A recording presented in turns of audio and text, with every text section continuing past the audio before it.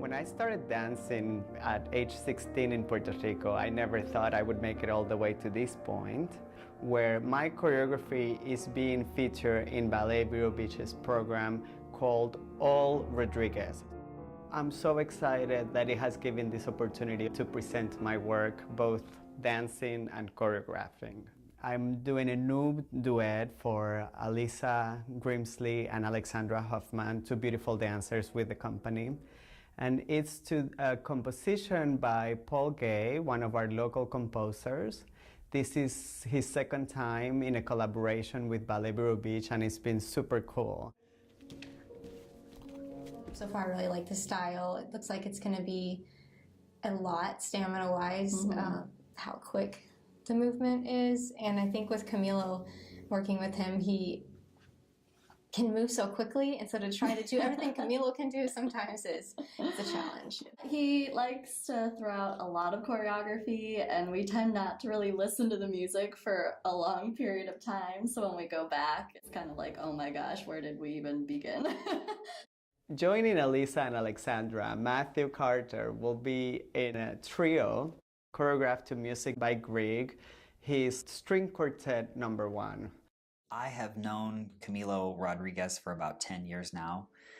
We've danced a lot together, and I've performed in several of his works. This piece is interesting in particular because in describing the style the other day in rehearsal, he said that particular group of steps was like contemporary dance meets character dance, but with jazz and with ballet. Which is funny because that's pretty much everything all in one. But it's an eclectic mix of steps and a style that's really expressive, and it's fun to dance.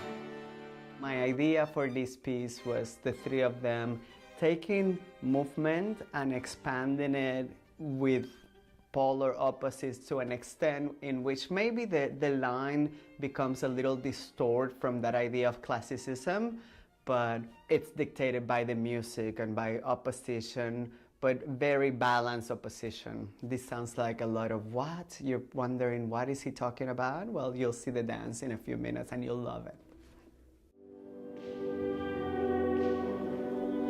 Not only do I get to choreograph on these beautiful dancers, but I also get a chance to dance my own work. The first solo I'll be dancing, it will be on point, and it's comedic, and it's a take on The Dying Swan, but I'm not dying, this is just The Swan, to the music of Camille Saint-Saëns. Now, the other piece of choreography that I'll be dancing was a solo I made on myself, based on Claude Debussy's Afternoon of a Faun. As far as the rehearsal process goes, I've been completely fortunate. Working with Alisa, Alexandra, and Matthew, it's super easy. It's one of those casts in which they get what you're talking about and they're adding their own interpretation. And I had plenty of surprises to be had based on the way they did the movement. They were still doing what I was asking for, but seeing it in their bodies really sparked a bunch of surprises, positive surprises here and there, which I utilized to enhance the piece. I've absolutely loved working with the three of them. Dance to me is just one of those things that you can't express because it encompasses so much. The sheer idea that with movement we can express ourselves, and with movement I can make you feel something, or there is the ability to say something to somebody without having to use your words. I think that's amazing.